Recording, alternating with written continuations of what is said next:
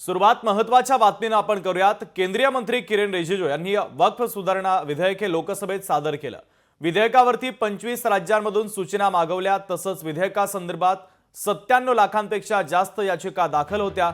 मग हे असंवैधानिक कसं आणि 1954 साली कायदा बनला तेव्हा असंवैधानिक नव्हतं, आत्ताच कसं, असा सवाल केंद्रीय मंत्री किरेन रिजिजू यांनी विरोधकांना उपस्थित केला। तर मग हा प्रॉपर्टी मॅनेजमेंट संदर्भातला मुद्दा असून कुठल्याही धार्मिक संस्थेशी संबंध नाही असं रिजिजू यांनी म्हटलेलं आहे। तसंच बोर्डावर जे मेंबर असतील त्यात 2 मुस्लिम महिलांना स्थान असेल।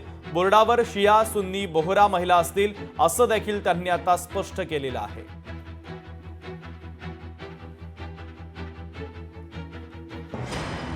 अध्यक्ष महोदय जी, कुल मिलाकर के 97,27,772 याचिकाएं ऑनलाइन, फिजिकल, मेमोरेंडम के रूप में, रिक्वेस्ट के रूप में और सुझाव के रूप में पूरे तरह से सरकार ने देखा है। वो जेपीसी के माध्यम से हो या डायरेक्ट दिया हो, हमने सब उसको देखा है।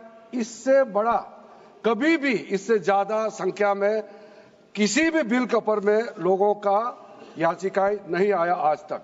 25 स्टेट गवर्नमेंट और यूनियन टेरिटरीज का वक्फ बोर्ड ने अपना सबमिशन भी पेश किया गया है।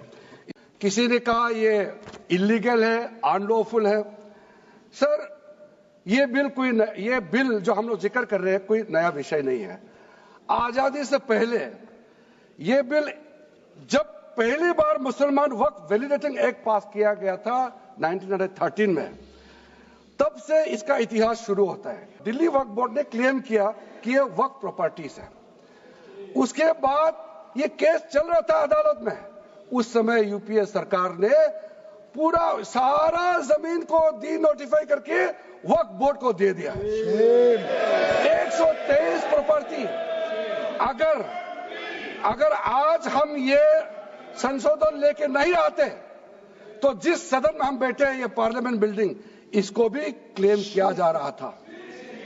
एयरपोर्ट, बसंत विहार, और अगर नरेंद्र मोदी जी का सरकार नहीं आते, अगर यूपीए का सरकार कंटिन्यू रहता, तो क्या क्या बिल्डिंग को डी नोटिफाई किया जाना था।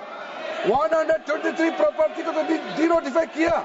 वक्फ बोर्ड में शिया भी रहेंगे, सुन्नी भी रहेंगे, बोहरास भी रहेंगे, आगा खानिस भी रहेंगे, मुसलमानों में जो बैकवर्ड है, पिछड़े लोग हैं, वो भी रहेंगे, और साथ में महिला भी रहेंगे, और एक्सपर्ट नॉन मुस्लिम भी रहने का प्रावधान रखा गया है।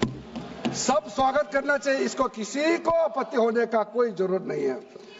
टोटल 4 नॉन मुस्लिम हो सकता है वक्फ काउंसिल में मेंबर, और उसमें मैक्सिमम 4 नॉन मुस्लिम के साथ साथ में 2 महिला कंपलसरी है। 2 महिला होना ही चाहिए।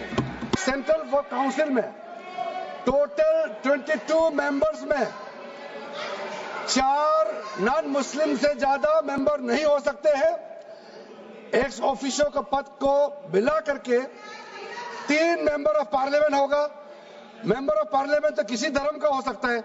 जब इलेक्शन करते हैं तो कोई भी धर्म का मेंबर ऑफ पार्लियामेंट या एमएलए बन सकते हैं। सर, 10 मेंबर मुस्लिम कम्युनिटी से होगा, 2 फॉर्मर जजेस होंगे सुप्रीम कोर्ट और हाई कोर्ट के, 1 advocate of national eminence member रहेंगे, 4 persons of national eminence from various field.